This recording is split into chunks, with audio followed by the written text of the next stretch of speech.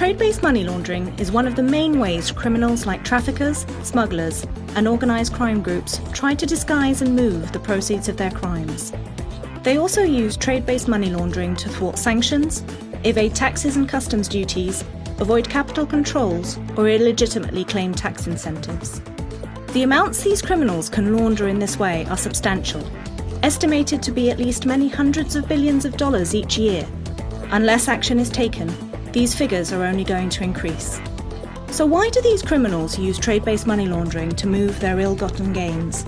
Well, firstly, as the financial system becomes a more hostile place for money launderers, trade is seen as an increasingly attractive option. Secondly, the scale, speed and complexity of global trade, which is valued in the trillions, also makes it difficult to spot illicit transactions. The criminals are able to hide their activity in plain sight amongst the millions of containers of goods transported each week. So what does trade-based money laundering look like? Well, most of it seems just like legitimate trading activity, and so it's very hard to detect. The most popular techniques used are mispricing, which is where trade goods are invoiced above or below fair market value, submitting more than one invoice for the same transaction, over or understating the volume of goods traded, using a false description for the goods altogether, or making up phantom shipments that don't even exist. With no set prices for goods, and with value varying based on quality, quantity, and other commercial considerations, detecting illicit trade is a real challenge.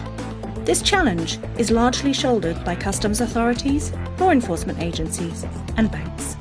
Banks which provide trade finance products contribute to the fight against trade-based money laundering by implementing risk-based controls. These include a robust customer due diligence process to ensure banks know their customers and their expected business and transaction patterns, as well as checking against sanctions and other watch lists. Surveillance and other controls designed to identify and investigate potential red flags or key risk indicators, and training and awareness programs for employees involved in processing trade finance transactions. But there's a limit to what banks can do. Partly because they're not involved in every trade transaction. In fact, banks provide traditional financing in no more than 20% of cases. They have such limited information about the underlying trade deal in the other 80% of transactions, which are called open account transactions, that detecting trade-based money laundering is virtually impossible. And where banks are involved, they have no opportunity to physically inspect actual goods or containers. With the possible exception of the importer and exporter, no one party in any trade activity has a complete view of the transaction. Without the full picture, identifying and preventing illicit trade is incredibly difficult.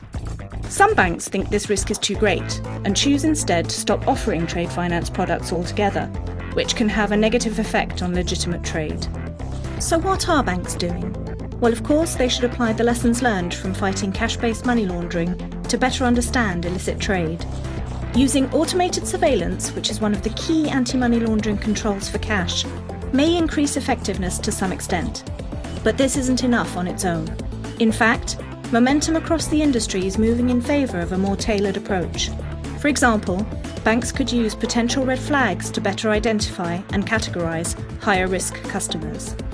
They're also looking at ways to harness risk-based intelligence, bringing together comprehensive customer knowledge, transaction information, and other meaningful risk factors. With the added boost of innovative technology, this intelligence could be turned into a powerful weapon for experienced analysts to use against illicit trade. This may also help banks to react faster to emerging trends in trade-based money laundering. But clearly, this isn't a problem banks can solve on their own. The Wolfsburg Group, the International Chamber of Commerce, and the Bankers Association for Finance and Trade made a number of recommendations in their 2017 Trade Finance Principles. One of these is to have greater collaboration between the private and public sectors. Let's think about what this new way of working could look like. If all stakeholders, from shippers, airlines and truckers, port and custom authorities, to businesses, banks and law enforcement agencies, could find better ways of sharing information, then collectively they could do much more to disrupt these criminals. Just one example could involve each party contributing their limited information to a data pool to create a more complete picture. Customs authorities and law enforcement could then use this to find potentially suspicious transactions. Banks are ready to play their part and join forces with the public and private sectors in the fight against trade-based money laundering. Perhaps together we can turn the tide against illicit trade.